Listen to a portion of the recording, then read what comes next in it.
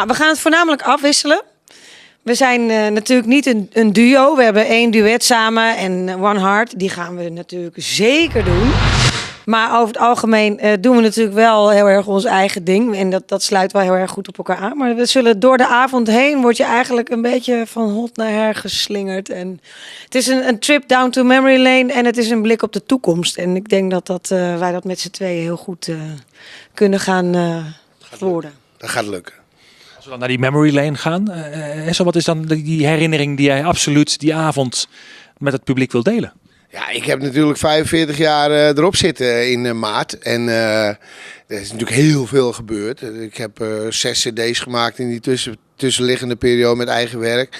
En waarvan er een x-aantal nummers er is echt wel gewoon zijn vastgefikt in iedereen zijn geheugen. Dus ja, daar gaan we natuurlijk aandacht aan besteden. Maar we gaan ook nieuwe dingen doen, gekke dingen. En we gaan gewoon een feestje bouwen. Gewoon, het moet ook gewoon lekker het dak eraf en gaan met die banaan, zeggen we dan op de Schelling.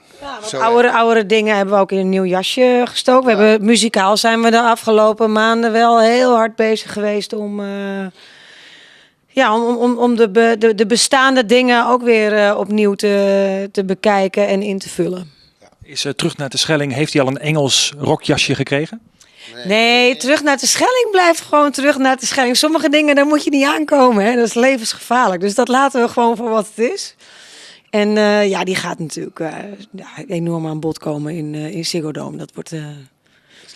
Daar sluiten we gewoon mee af. Kunnen we rustig stellen. Ja, dat is een open deur in trappen eigenlijk. Zowat.